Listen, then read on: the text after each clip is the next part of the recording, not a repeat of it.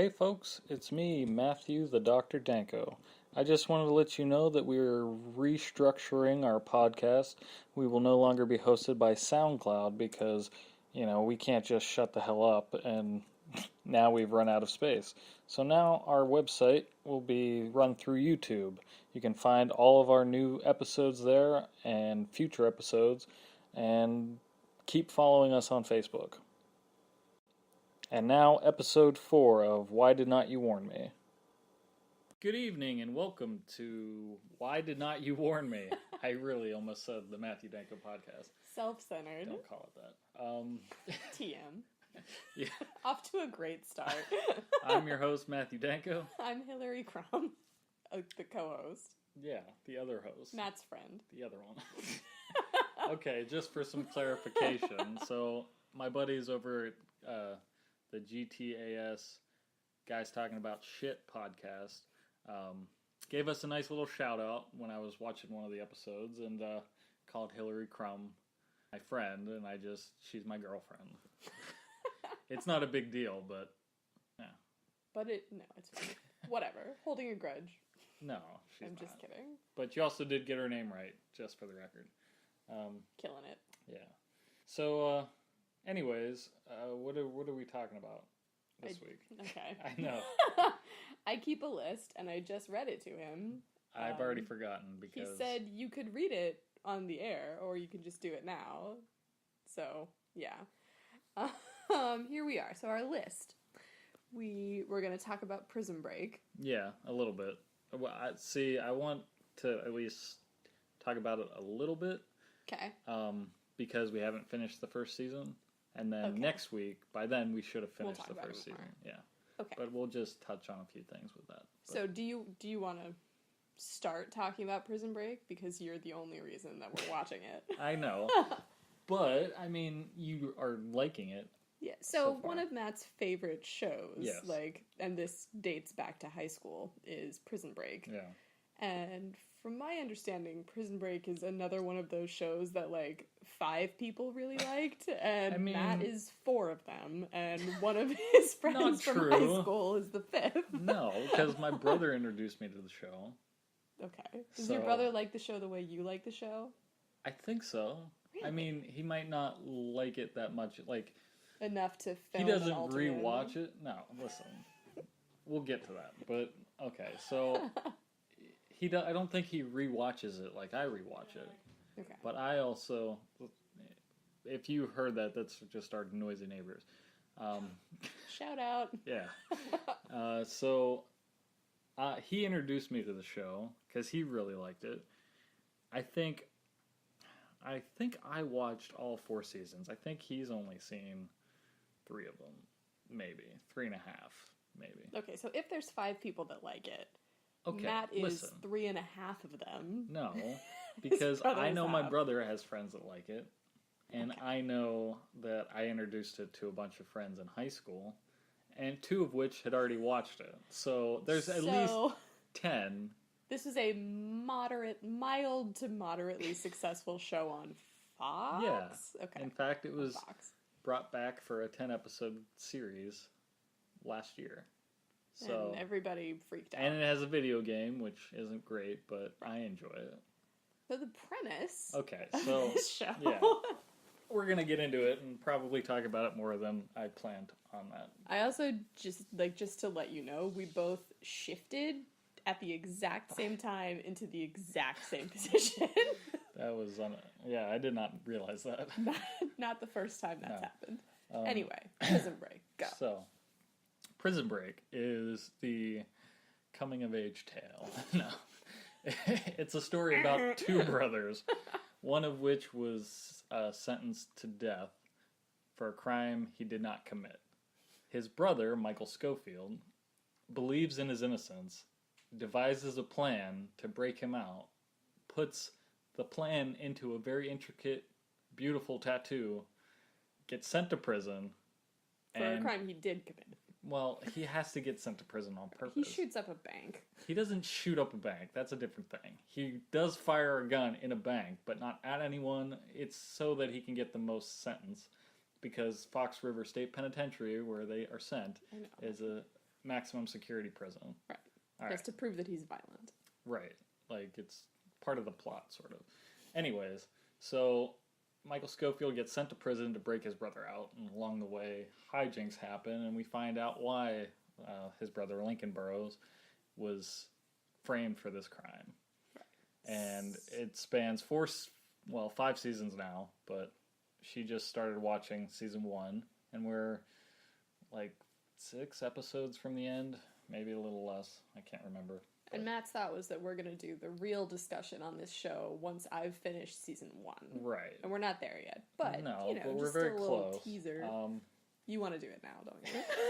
I just love the show so much. I know you do. It's such a cool premise. Leave. I'll go get pizza or something. Stop. All right. Just your first thoughts. Are you because this is not like a show you would have picked up on your own. You have a very limited amount of shows that you do like. I might have picked it up. Probably me in the past might have picked it up. Mm-hmm. Me present would see that there are 2 to 3 female characters and that Brett Ratner is involved, and I would have said nope. Currently involved. He directed the pilot, and then that was it. He's listed as an executive producer, but he doesn't really have any play in the show. But for anyone who doesn't know, Brett Ratner, there were some recent allegations of sexual misconduct. Yeah. Made by some very wonderful people. Oh my God, what's her name? Gal Gadot. Yeah, and Ellen Page. Ellen Page. That's who I'm thinking. I was like, Juno. What's her name? Juno. The Juno. Yeah, and Gal Gadot, who plays Wonder Woman, which Brett Ratner produced, right? Or did he direct? No, he definitely didn't direct. No, he produced it. That makes sense. She said that she would no longer be involved with Wonder Woman if he was involved. Right. And they can't do it without her at this point, because she's a goddess. Yes, an Amazonian goddess. An Amazonian Israeli goddess. Yes. Oh, she's beautiful. It resulted in him being kicked off the project, or just no association with him, like he wasn't asked to come back or anything. Which is exactly what should have happened, and good for everyone involved. But anyway, Prison Break. I am enjoying it. I'm enjoying it mostly because watching Matt watch things that he really likes is adorable, because he has this just childlike enjoyment. And I just genuinely like things. Which is so rare, because people are ironic and everything is just... I don't know. I try, so when we were in Utah, I went to Walmart and I found, all 7 Saw movies for $7, for a collection, and I just binge watched all of them. And then I wanted to talk about it to somebody at we were working with, and they were just like, yeah, after the 3rd one it just got shitty. And I was like, okay, but it's it's fun, stupid horror, and it's a very intricate plot, and I just so Matt loves things hard. Yeah, it's either or all the way in. So, there are very few things I dislike, honestly. Right. A good 85% of my enjoyment of Prison Break is because Matt loves it. Okay. I will say that the plot is engaging. Mm-hmm. This character, Michael Scofield, is brilliant. He has planned out everything very intricately. He feels like House a bit, but House is funny. Which Michael Scofield kind of isn't. A little bit. Okay. It's all about delivery. House is an ass, and he knows he's an ass, so he uses that. They're very different characters, but similar, just ability similar brilliance, similar ability to pull a solution when it looks like there isn't one. Yeah, and I'm not 100% sure if I remember what the thing is, because he has some... It's not a mental disorder, because it doesn't... Right, it's processing low latent inhibition thing. Or something like that. Basically, he's able to look, and this is a direct thing from the show. He's we process the image of a lamp. We see a lamp, it's that's a lamp. But he can process everything about the lamp, the bolts, the filaments, down to nuts and washers and things like that. So, he also has a high IQ, and that makes it that's just his brilliance on the show. So the tattoo that he's made, like, you look at it and you just see a piece of art that he tattooed to his body, but you look closer and, like, with his mind, he has all these different things that are different parts of the plan, and, like, the blueprints are literally on him, like, hidden within the tattoo, and it's just, I love it. I don't know if I've made that clear. And I'm enjoying it. I'm excited, I guess, to see the season finale. Excited is a bit of a strong word, but I'm interested enough to continue watching. Don't you want to know what happens? At the end of every episode, usually, like, because, you know, they leave you on a cliffhanger. That's the purpose, like, yeah. And the thing about Prison Break, at least from everything I've learned about it, is, like, it was designed to be a multi-season series. So they, like, planned through season 4 before they filmed season 1. That's, like, their plan, but, you know, it all depends on how it's received, if they can continue that. Like, the way season 1 ends... Be careful. I know. I'm picking my words very carefully. It couldn't necessarily stop there, but if it did... No, if it stopped there, you would just want more. Because Firefly all over again. Yeah. But, yeah. And I don't know, like, just the characters, some of the actors, so, like, Michael Scofield is played by Wentworth Miller, who, for people who have actually watched shows that are somewhat popular, he plays Captain Cold on The Flash and DC Legends of Tomorrow. And honestly, this guy was made to play a comic book villain. Just because his facial features are, like, he's always scowling. Like, that's just the way his face And his looks. delivery is very flat. Not flat, but, like, one-dimensional. Which is a more complicated way of saying flat. I don't think it's really one-dimensional. Well, maybe I'm going to see more range towards the end of this, but... I don't think that. No? I don't know. It's the way he delivers some of his dialogue. Like, I think the biggest problem... And this could be the way the show was mixed. He's pointing at the TV, just so you guys know. I'm pointing to the past where we were watching the episode. Not the TV just happens to be behind it. It might be the way it was mixed or the DVDs, but, like, everything is very low. Mm-hmm. So it's hard to tell whether or not it's them delivering it or if it's the way it just sounds, like the sound quality of it. Right. So... Like, Lincoln Burrows, his brother, speaks very softly. Yeah. And it's very hard to understand what he's saying. Yes. That I have to put the television on 56 or something weird like that. Well, everything is also very capital D dramatic. It's a dramatic show. There's a lot of very dramatic lighting in that prison. Well, it's prison also, so, like, it's not lit up like... So everything is curated for these just very dramatic moments in your life. Okay, but you're thinking specifically of the hole, or the shoe, as they call it, where the inmates who misbehave in prison get sent. Sort of like the prison within prison. Yeah. Yeah, I'm recording this on my phone, and it just started going off. Somebody was calling me. So popular. Yeah. You butt dial me or something? Yep. So, you know, they misbehave and they get sent to solitary confinement, the hole, and there's, like, one window, maybe, and that's, like, the window from the door, and light is shining through, and so whoever's in the hole just gets this one beam of light on them, and it makes everything look more dramatic. But, I mean, arguably, it is a dramatic place, because... It's just this very gentle isolated. Yellow light. It's not, I mean... And it hits his face at, like, just exactly where it It's needs. super dark in there. Also, the second the lawyer chick walks in, she's Veronica like... Donovan. Whatever. She's like, this is unconstitutional, and they have to turn the lights on. Yeah, they had him in the dark. Okay, so they should turn the fucking lights on. Yeah, but they also shouldn't beat inmates for no reason and shake them down and all this other shit that they're doing. That's true. But this warden seems like he's very on top of actually treating these people decently. He is, but he does no steps into actually doing that. Right. Otherwise, he wouldn't put Brad Bellick in charge of Gen Pop. Bellick's a dick. Yeah. I hate him. But he's a good character. No. See, here's the difference.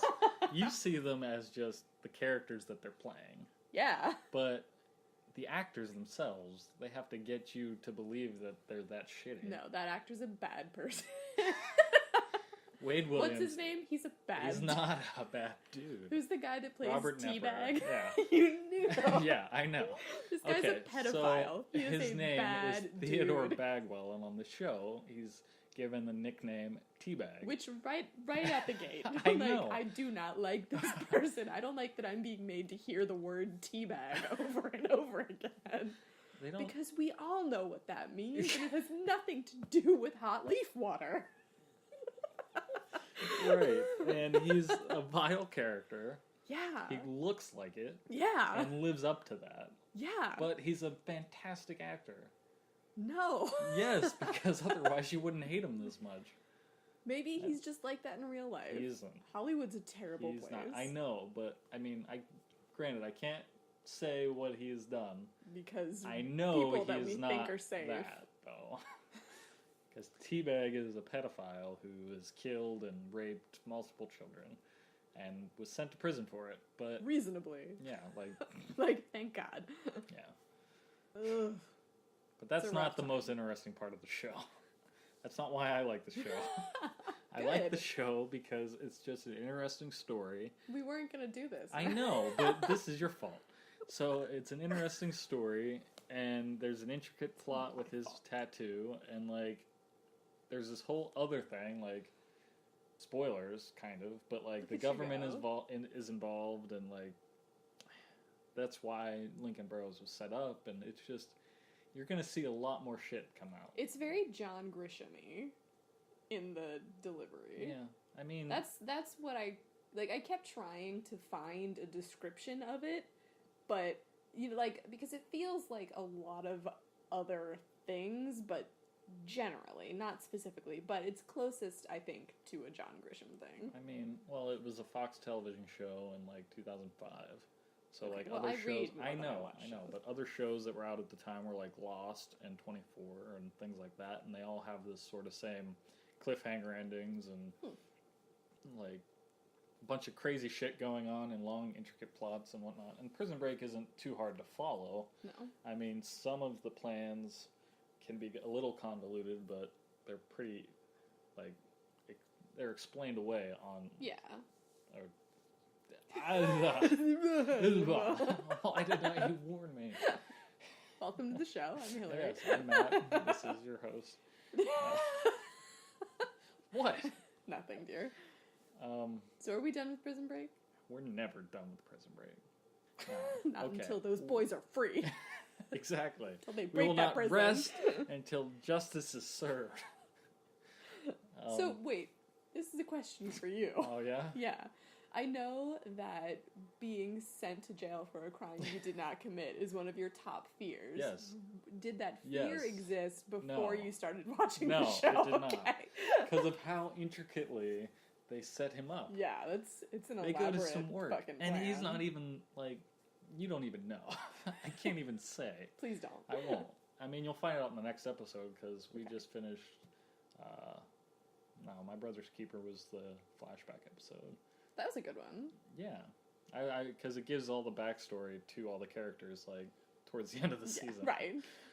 One of my main complaints about the show was that I did not feel any emotional connection to any of these people because we meet them in prison for the most part. But and there's no backstory. There's the no only backstory they give are for like Lincoln Burroughs and Michael Scofield, and not even a lot. I know, but enough to be like, oh, these brothers care a lot about each other. I did not get that. Well, for sure. You're not a brother. No, I'm not a brother. I do. There was one point where like the plan was for them to like scurry across this like wire or something to get out, and I was trying to. They had too many people. Yeah. And like of the 7 people in the group, I was like stating in which order they should go across. Right, and obviously Teabag is last. He should not leave. Yeah. He should not be out in society. Right. The mobster should not be out Jonathan in society. Abruzzi. Whatever. Even though he ended up being kind of okay. Yeah. Sucre should go first, and he should Sucre go by should go himself. first. Not by Arguably, he himself. should be the only one.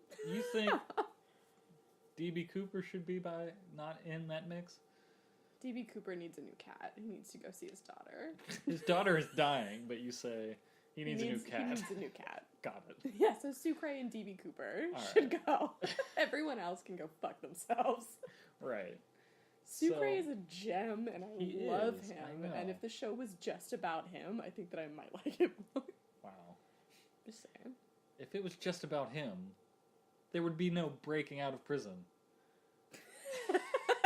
You would just like to see Sucre in prison. Yeah. Serve his time. Yeah. Then get out to see his girl. Get out and have a good life, you know? But he can't because his girl is moving, like, towards his cousin. I know. That's and honestly, like, the second Sucre got out and saw his girl with his cousin, he would end up back in jail for murdering his cousin. I think we all would. Yeah. Yeah, if I see that guy. The cousin's Dunzo. a dick. Yeah, he's on my Dunzo list. Put him in your bogus bag. So, yeah. So now are we done with Prison Break? I guess. It's just, I mean, yeah. So in high school, I made a video in, I don't know the word I'm trying to, in... Video production class? No, not in the class, but like in, not homage, because it's the alternate ending. It's like in, with honor. I don't know the word I'm trying to think in of. Honor But anyways, of? no, because I would have just said that. Okay. You know what? Just say what you're saying. No, I love the show so much that we made it like an episode of it, and like it was super detailed for the kind of crap that it was in high school, and it was fun. So I liked the show a lot. And Matt had gorgeous flowing locks that take up the majority of whatever frame he's in. Yeah, and I played Michael Scofield. Michael Scofield has a buzz cut, sort of, in the show. Michael Scofield is, like, basically bald. So a buzz cut. Fine. And when Matt told me that he had made this alternate ending video, I was like, oh my god, did you shave your head? Nope. It's just my long hair. Right. It, like, cuts from one scene of Prison Break into me with long hair. I keep trying to move on. All right. Because you don't like the show and you hate it. And well, because apparently you want to talk about all of this again when I finish season 1. No, we're going to talk about what you thought of the whole season as a whole. So this is going to become a Prison Break podcast. I would love to do a Prison Break podcast, but we're not going to. No. We're ending it here. You can do that one on your own. We're going to... Shut up. We're going to shut up. No, you're going to shut up. I'm going to keep speaking. You hear how he speaks to me. All right, Lumpy. Is that what we're doing next? Yes, but with Prison Break, we're going to finish season 1, talk about it, we're going to keep watching it, and then after each season ends, we're going to talk about how it's changed and what you like about it, what you hate about it, what you miss about it, things like that. Prison Break is important to me. It is one of my top 5 shows that I just love and rewatch all the time. So stay tuned for that. There's going to be more Prison Break, but not an unreasonable amount of Prison Break. Probably a dedicated episode to each season finale. Okay. That's reasonable. That's 4 episodes. 5. That's very reasonable. Because I haven't really seen the last season. Right. So we'll watch that together. And experience it together. Yeah. Great. Maybe we'll hit a little bit of each episode in the podcast we do that week. So Matt called me Lumpy, which ties us... I'm working on it. I know. Which ties us to an event that happened in our lives today. I've been doing physical therapy because I have a funky hip. A funky hip? A funky hip. I don't know. It hurts. It's a thing, but whatever. So, physical therapy today. I'm, like, laying on my side, and this doctor is using a foam roller to, like, roll out the muscles on my leg. Yeah. And she was explaining that like the muscle there is super tight and there are like a bunch of knots. And she said, yeah, you're like really lumpy. And it's just one of those moments where I'm looking at her as she's realizing what she's just said to a patient. And behind her, I'm looking at Matt, who is looking like Christmas has come early. She called you lumpy. And I looked at her and she's like, oh my god, I can't believe I just said that. But it wasn't insulting. No, she like, was like talking to like you as a age. person. Yeah. Yeah, and I was like your friend. He is saving this forever. Yep. So come on, Lumpy, we gotta go. Chop, chop, Lumpy. And she said, it's like that song, My Lovely Lady Lumps. Because I was thinking that when she was talking about it. So yeah, I'm Lumpy. It's better than Shit Pants. Which is another heartfelt nickname that Matt has for me. It's you showed me a comic strip or something. Yeah, I don't remember. Can't remember the details, but the punchline was, "Isn't that right, Shit Pants?" I call Matt like Love Bug or Honeybee. You're also my cuddly koala, so like I don't just call you garbage. But you mostly alternate between garbage and Shit Pants. Listen, I don't. You do. I call you Love Bug. And now you're gonna call me Lumpy. Because it's funny. Alright. Yeah, there wasn't really much to cover with that. But she's Lumpy, and let's move on. That's great.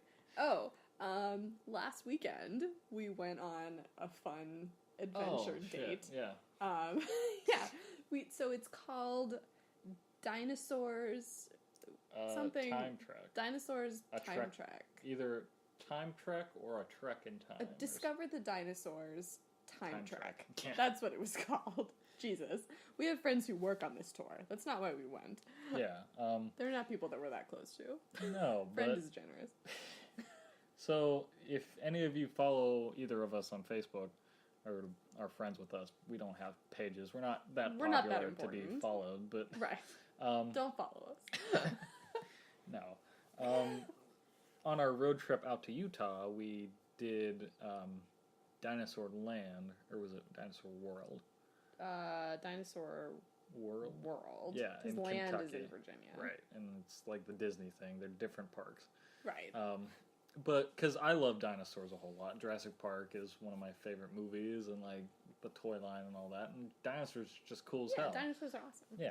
I pay more attention to things like this that pop up because I know that you love it so much. But I also, who doesn't love dinosaurs? Right. They're just cool, and this thing is a traveling. It's not an arena. It's like in a warehouse. It's almost. like a convention center type event. So it tours all over, but they set up these large animatronic dinosaurs in this building, and you go and you just like watch them. Like, so we know of some dinosaur shows that exist, like A Walk with Dinosaurs, or what Reardon worked on it. Yeah. Living Dinosaurs, or there are Walking with multiple Dinosaurs. shows like this, and actually, Feld Entertainment just announced that they're gonna do Jurassic World live. Yeah, which I'm super excited which will be cool as hell. Because like dinosaurs, but in that universe, sort of, and like the animatronics that they're probably gonna have are gonna be 10 times better than what we saw. Yeah, but. Given that, what we saw was pretty cool. Yeah, and tickets were like $20. Yeah, I saw this posted, like it was one of those targeted ads on Facebook, and I clicked on it because, well done.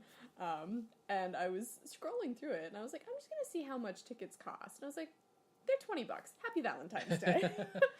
So. And like the way it's described online, it's like, so they have all these animatronic dinosaurs, and then a bunch of activities and whatnot. There's even a dragon exhibit, so it's animatronic dragons for some reason. Because dinosaurs aren't cool enough. Right, like, but, I was all on board for it. And we get there, and come to realize, like, it's very, like, we sort of expected it to be geared for kids, but it was, like, strictly kids. Like, we had to watch at knee level because they were everywhere. Right. And, like, even the website says, like, the kids or people that will get most enjoyment out of it will be, like, between these certain ages. But it's fun for the whole family, like, for all ages. And we're fairly childlike, and we've enjoyed every dinosaur thing that we've come across. Exactly. The problem is, though, that you can't exactly punt a 6-year-old out of the way so that you can draw a velociraptor on the artboard. Or even so you can get a picture with the Brachiosaurus, or the Bronchosaurus, as Matt calls it. Yeah. But the dinosaurs were really cool. I posted some pictures on my Facebook page. But they were all, they were pretty stationary, but they had sort of like a diorama set around them, maybe like a tree or two, and they would like roar and open their mouths and like move their arms and shit. They were pretty cool. I really do think, though, that the one we saw in Kentucky, like the outdoor one, that was the best one we've seen so far. So Dinosaurland in Virginia is, first of all, it costs $6 to get in, which tells you most of what you need to know about it. But it's the biggest part of it is their gift shop, because it's like a whole building. Yeah, of like dedicated to Virginia themed, slightly racist gifts. But there's also like the outdoor setup with the dinosaur walk, and they're decrepit and built by somebody. They've been sitting for a long time, and the person had like a vague idea of what dinosaurs look like. The word mammoth is misspelled on something. Like, right. I love it. It's amazing because it's just ridiculous. It's kitschy. Yeah. It's worth every penny of the $6 you pay to go see there's it. like a King Kong too that you can like sit in his hand or something. Right. And take pictures with, and they almost look like papier mache or something like that, built around like metal structures, weirdly mossy. Yeah, but it's fun to walk through, and for $6, like absolutely I was all about it. Worth it. Yeah. But this one we went to in Kentucky, Dinosaur World, was in Mammoth Cave, Kentucky. Yeah. If you're ever, for some reason, in the area, and you should be, because there are a few things to do there. It was amazing. Yeah. This one was $12 to get in, and probably I would have paid more. Yeah. Because it was fantastic. It was awesome. They had a lot of dinosaurs. An extensive amount. And I posted all these pictures on over the summer when we went, but the thing about it, it's, again, outdoors, but the dinosaurs are sort of not built into the landscape. They're incorporated into the landscape. So, like, you see, the field of Brachiosauruses. Like all around what would be like a little stream or something, and then like you have the T-Rex like coming out between these trees, and just like families of dinosaurs in pockets of the woods. It's very cool, and it's very cleverly, like, it works with the environment that it's in. Exactly. It's not just something that got like forced onto a piece of land. Which kind of feels a little bit like the one in Virginia is they cleared a spot of land and said this is what's going on. I mean, it's still outside and there are trees, sort of, but but this is somebody put a lot of time and designing money. And the dinosaurs look pretty great. Yeah, they are clearly maintained, whereas the ones in Virginia are not. Right. A little bit better materials they're made out of, and just they look overall better. But the dinosaur trek we went to recently, though, the animatronics are the next step. Yeah. And from what I know of these live tour shows, the Jurassic World one will probably have somebody dressed up like Chris Pratt, and probably all the original characters from Jurassic Park, but they have like giant puppets. So like, I guess the performers, the puppeteer is going to be like, inside a velociraptor suit, that like their legs are the velociraptor legs and their upper body is the rest of the velociraptor, so they'll be able to like run and like swing around. Like if you look up on YouTube, they have all this shit, but you can do a lot of mobility in those suits and make it look like it's a real life dinosaur. Like, it sounds super cool. And, I mean, Feld has a couple of cool shows like that. They also have Marvel Live. Yeah. Which means that Feld now has, like, proprietary ownership of 2 different Chris Pratts. Right. Because they have a Star-Lord character in Marvel Live. Yeah. But I can't remember if I think this was at a Disneyland. They have, like, an Indiana Jones live show. But they do a crossover with Star Wars or something like that, and Harrison Ford played both Indiana Jones and Han Solo, so they had them like meet. So they could definitely do something like that if they wanted to. I doubt they would. Yeah, I know. But it'd be super cool. Yeah. But when we were at this time trek thing, we were sort of, I think it was on the way back, we were theoretically building our answer to this dinosaur thing. Yeah. And it was sort of like, definitely taking the main part of what we did in Kentucky, but adding, like, because the animatronics, I assume you would have to keep either indoors or sheltered. Yeah, I don't know how to protect them from, like, the elements. Yeah, combining, like, maybe a greenhouse or something with, like, an overhang. Yeah. Figuring out how to do the gorgeous outdoor setup, Yeah. and then, like, with the walking path, but adding the animatronics. Yeah. Because that's what you need. That's really it. Because, I never rode the Jurassic Park ride in Universal Studios, but I've watched the video online a million times. But, like, there's a part where, because, like, it's basically set up like a roller coaster, so you're in, like, this cart, and a lot like the Jurassic Park tour in the movie, where they're in the cars that are on the tracks. Right. And you're going through the park, and then there's one scene where, like, you see that the fence is down somewhere, and then all of a sudden, right before you go over the waterfall, the T-Rex pops out from, like, behind the trees. Like, doing something like that in a walk-through park, 10 times that would cooler. Be cool. Yeah. So, somebody give us money and we'll figure that out. Yeah. Or, like, the spitting dinosaur that's in Jurassic Park. I'm talking like you've seen the movie more than one time. Right. And one of my friend Zach, I was in Canada visiting him because he's in grad school there. Hi, Zach. I just waved because he can see it. Yeah. I had mentioned that I wanted to see Jurassic World because it had come out recently at that point. And he was like, well, have you seen the other ones? Did you like it? I didn't think that would be your thing. And I said, honestly, I've seen none of them. He's like, well, it's cold and raining in Canada, so this is what we're going to do. Yeah. Yeah, so I've seen them once. I don't think I've seen the third one. You can skip the third one. I mean... I didn't realize there were 3. I thought World was the third. Okay. Well, like, I like 3, but again, I'll watch anything. Right. Low standards. Yeah, very low standards. If it's just remotely watchable, I'm like, not bad. If there are dinosaurs involved, Matt gives it 5 stars. Exactly. But the cool thing about Jurassic Park 3 is there's a kid in it that was Doesn't get eaten? No. Spoilers. But he was on a Disney Channel original movie that I liked called Genius, I think was it. But he was basically this super intelligent kid who skips high school and goes to college. But there's this girl he likes, and he pretends to be this cool guy instead. And now he has the friends that think he's this cool persona, and then he has the friends who know he's a geek. And like, is this your life? No. No, because everyone thinks you're a geek. Yeah, I know.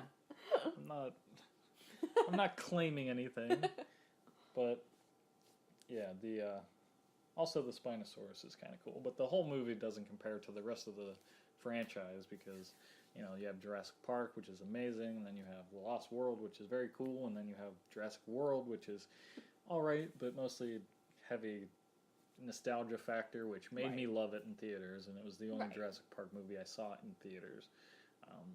And I don't know what the next one, how that's going to be, but I'm excited for it, and also super excited for the video game that's going to follow, because it's like Roller Coaster Tycoon, but with Jurassic Park. But I don't even know what we were talking about. I mean, we just wanted to talk about Time Trek. Yeah. It was very cool. Yeah, there were a lot of, obviously, kid-oriented things. Yeah, we didn't do any of the activities because... We couldn't. Yeah, I mean, there were a lot of kids there, and also there were adults manning the stations, and I don't have a lot of pride when it comes to stuff like that, but I'm not going to have, a 20-something person paint a dinosaur on my face. Right. I would have if the line wasn't so long and it wasn't $15. Right. We're also incredibly cheap. Right. So. Yeah. We did get a few things at the gift shop. Yes. I got a t-shirt that was actually made for an adult woman, and it's gray, and it says I heart, and then it has a skeleton of, I think, a T-Rex. A T-Rex, yeah. And it's amazing. Yeah. I was going to say dope, because Matt says it's dope, and now I say dope. Dope. We also got... a dinosaur egg that you put in water. Wow. Matt got puberty at the gift shop. Yeah. Well, I was a little child, and then I grew up. I'm proud of you. Yeah. The dinosaurs... I'm not going to do it. I'm not going to say the dinosaurs made you a man. Well, that's weird. We just lost a lot of listeners. Both of our moms just turned this right off.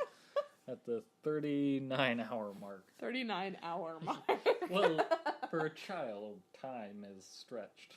So we got a dinosaur So we got a dinosaur egg. A real egg. one. Yeah, no. You put it in water, and then the dinosaur egg dissolves because there's a dinosaur inside of it, and the dinosaur inside of it gathers water and like breaks through the egg like it's hatching, and then continues to take on water to become a little dinosaur sponge thing. Yeah, it's rubber material, but it's just cool, and it was a couple bucks.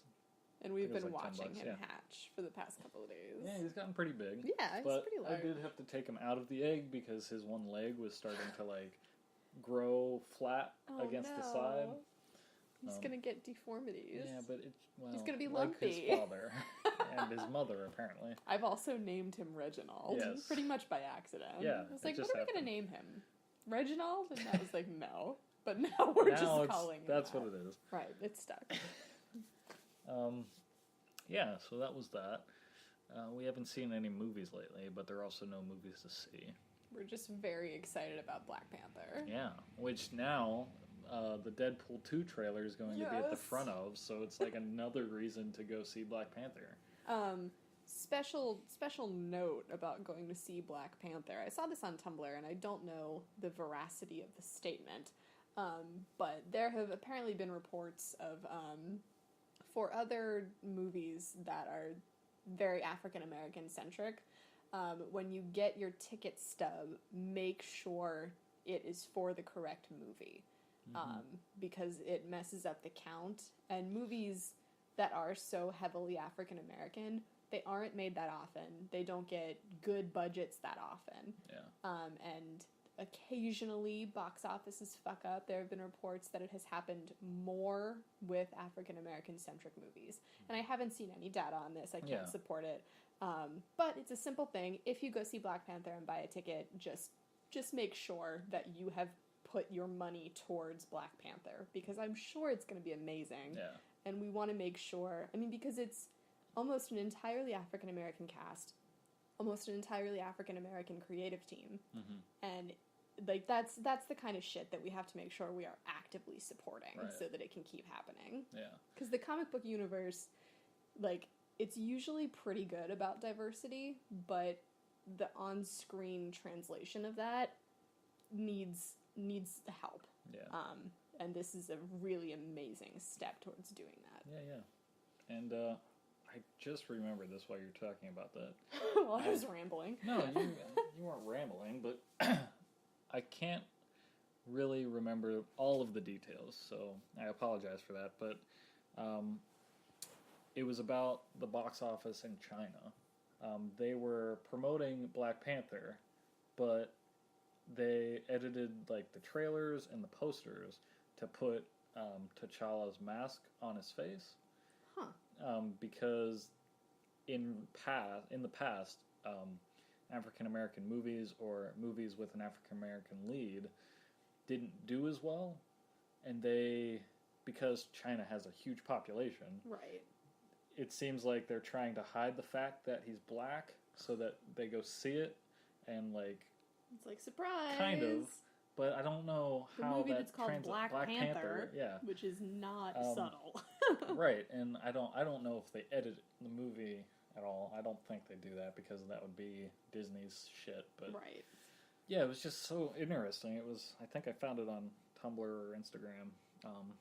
But yeah, it's just I hate that discussions like this have to be like racially motivated. Yeah. And obviously, I am not. Neither of us are the people to make any definitive statements on stuff like that. Definitely not. But, it sounds like this is going to be a very culturally sensitive movie. I've been reading just a couple of, like, Tumblr, like, interviews that I've seen on Tumblr with Chadwick Boseman? Is that his name? Who plays T'Challa? Yeah. Okay. Yeah. They were talking about, like, in pre-production, the accent that this character would have. Because a lot of times when you see African people in Africa, when they speak English, it's with a British accent. And that's because of colonization. And he was very definitive about not wanting T'Challa to have a British accent, because why would he? Because Wakanda has remained independent. Right. But they're thinking about like all the way down to minutia like that, which that's awesome. Sounds like So this is something that if you are at all interested in comic books or the Marvel universe, or just like anything, go see this movie, because by all reports, it's going to be really fucking good. I mean, the trailers alone just look badass. Yeah, and the posters look incredible. Like, and the toys have, I mean, that's obviously more my area, but I don't know, Hasbro and the Marvel Legends series, the 6-inch action figures that look like, you know, the actors that play them. Right. I think, I mean, they all look pretty decent, but these ones look like hyper-realistic for $20 toys. And it might just be their new process for doing it, or the way Hasbro and their licensing for the Marvel characters has gone. It just, I don't know, just everything about this movie and merchandise and all that just looks awesome, and I didn't know I would ever see stuff like that in the store. And that's really cool. Yeah, it's pretty cool. I keep saying that, but yeah. What else are we going to talk about? Unless you have more to say about that. So, Prison Break. Stop it. We are going to watch an episode after this. Probably 2 or 3. We might finish the season. We might. We go through a couple of episodes a night, and we don't have to be up too early tomorrow. No. So I had proposed a segment, possibly. Yeah. And I don't know how podcasts work. I don't know how you want to go about introducing that. Just do it. This is our podcast. That's true. We do what we want. So I don't have like a clever title for it, but I wanted you to talk about either a movie or a game or a pop culture thing that you're into this week. Mm-hmm. And I was going to talk about a book that I'm reading this week, because I read voraciously, and typically I do about a book a week unless they're small, and then it's multiples. Even when I'm busy, even when we were working in Utah, clocking like 80 hours a week, I was probably doing about a novel a week. Yeah. All right. Yeah, we'll think of a name as we do more episodes, or if somebody listening has an idea. Yeah. Just comment on this or send us a message on Facebook. I don't care. Right. So, well, shit. Do you want to go first while I think of something? Sure. So the book that I'm reading this week is not particularly remarkable. It's called The 10th Circle by Jodi Picoult. I read a lot of her books, but they're hit or miss. The book that I wanted to talk about, I actually read last week, and it's called Happy Families. And can you see the author from here? Because I can't. Fuck. Do you see it? Davis? That's the last name. I think it's Tanita Davis, I think is the woman's name, but I don't know. Right over here. Alright, so I'm going to start talking, and Matt's going to look. So the book is called Happy Families, and it is about Tanita Davis, I was right. It's told from the point of view of these high school aged twins. One is a girl and one is a boy, and they alternate chapters. Fairly average kids, fairly average family, pretty religious, but they live in, I want to say, Arizona, and they're Hispanic, so, it makes sense that they are fairly religious. But the father comes out as trans, and it's about the effect that has on these kids and their family, and it's a short book, and as a story, as a novel, it's kind of middle of the road. Like, it wasn't a particularly incredible story. I wasn't super attached to the characters or anything, but I did think the way that they handled that issue was very, very sensitive, very matter of fact.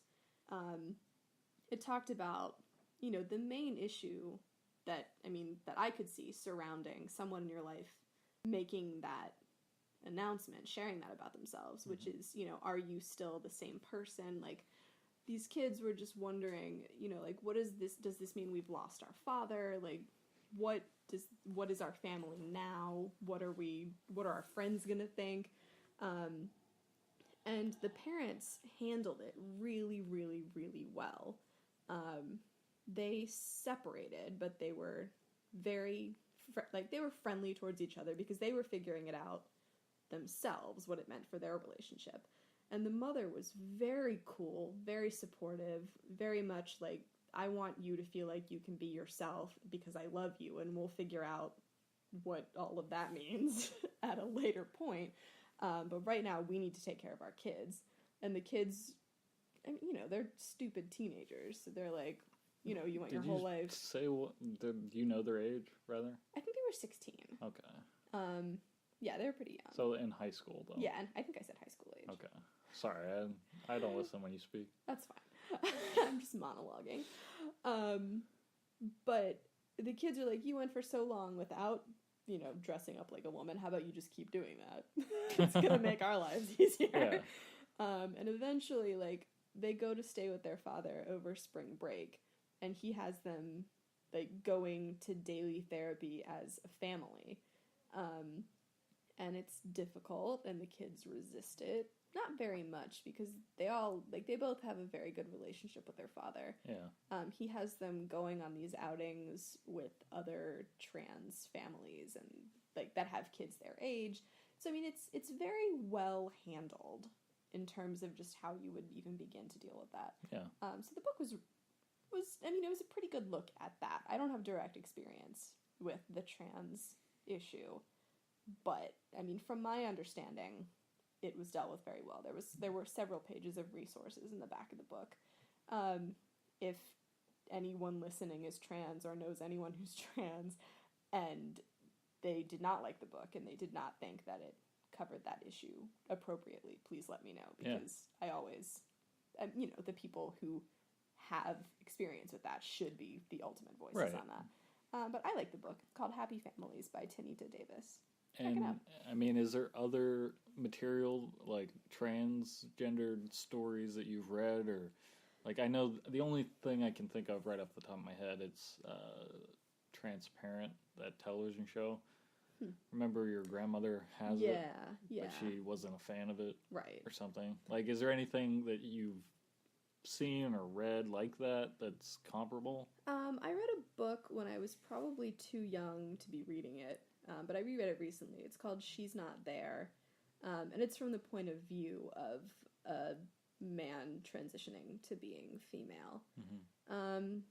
I don't remember the author. I was not particularly impressed by the writing of that book, which made it difficult for me to attach to that. But I mean, just, you know, there aren't a lot of stories like that. And I saw somebody on Tumblr was like, I just read this and it was pretty good, and I found the book for cheap on Amazon. So I'm always, like, looking for, first of all, books by not straight white men. Right. And, you know, if there are any that deal with, you know, issues that I'm not as informed on, I try to find stuff like that. Yeah. Yeah, there aren't many that I've read. Right. Okay. Just curious. Thanks for asking. Thanks for sharing. Of course. So, your turn. What are you into this week, Matt? Well, I mean, I talked about it already on one of our other episodes. I've been playing No Man's Sky a shit ton. So I don't know if I want to go into that again, but I will, because you were stuck in a cave for a while. Well, that was a glitch. That was a different thing. It's just because, like, I can't exactly watch movies because you and I are usually together in the same room, and generally the movies I want to watch at certain points are all horror, and you're not a fan of that. Even, like, mentioning certain characters I just can't do around you. Yeah. And that's fine. I'd rather watch it on my laptop, you know, after you've gone to bed. That's fine. But I haven't really done that lately because we've gone to the movies and we've been watching Prison Break. But, I mean, No Man's Sky and Friday the 13th, the game, are the ones I'm playing right now. No Man's Sky, if you haven't listened to the other episode, it's an open world sandbox type game where your character gets more or less stranded on a planet, and you're basically just an explorer of the galaxy. So you have to fix your ship, and then you get to discover all these plants, animals, and just resources there's plants like platinum plants and zinc plants that you use the resources to build things for your ship or for your life support system and things like that. It's a very intricate game. It's very much like Fallout in the terms that, like, you're free roaming and kind of building things to help you on your quest, but at the same time, it's very open-ended, so you don't really have quests that you follow. I mean, you can choose to follow them, or you can just get in your ship and sail out into the open space and discover new planets. And the thing about the game, like, there's no real objective. Like, arguably, the objective is to find the center of the universe. However, this game is so intricate and open world that there are 18... Oh, fuck. I want to say 18 quintillion planets or some shit like that. Like, a shit ton. Your basic Your shit basic ton. shit ton. You know, a normal amount. Yeah. And they're all, like, the experience when you first load up the game is different every time. Like, between every player, every experience is different because their algorithms and everything are generated randomly, and, like, even the names of planets and shit like that are all unique to the planets that you find. You can rename planets and upload them to the Intergalactic Trade Network, so, like, you can get money for discovering things and use that money to build shit. And I've gone way off the deep end in terms of how I play the game, because there are a lot of things that are wrong with the game. Like, you can't really... Like, you can discover different buildings and shit on a planet, but there's really no way to track the places you've already been. There's no map, really. There's a map of the galaxy when you venture out into the galaxy to different systems and different solar systems, and those planets within those solar systems. They're all charted on a map. But when you get to a planet, nothing is charted. So you can't, like, visit a place that you've already visited and go to a particular building because there was a multi-tool there that would help you on your next quest. Like, it's all very... If you stumble upon it, well, good for you. Congratulations. So to counter that, I decided to start a little journal logging my progress and, like, mapping. I've basically been charting the planets that I've visited so I can find certain things again. And usually you can put beacons down, which are waypoints that you can save your game, but also lets you find shit in the area. Those things will be marked on your overhead display, but you can't, like, name them or anything. So what I do is I put a beacon down on a planet and I mark that on my map, and then as I'm roaming the planet, whatever I find, I try to map it out however far in time or distance, depending on what information I have, so that I can keep, like, a point of reference in relation to the shit I find. Because when I first started the game, you know, I heard all these things that, like, people didn't like the game and all that, but I'm a very different kind of gamer. I'm a scavenger. Right. So I loaded up the game and I just started, like, roaming the entire planet, like, stumbling upon shit that I probably shouldn't have stumbled upon at first, to fix my ship.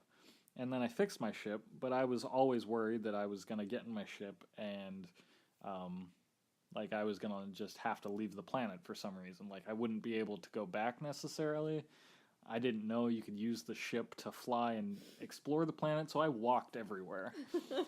And I walked so far and talked to so many life forms and learned so many words of the alien language of this planet that I just stumbled upon a portal.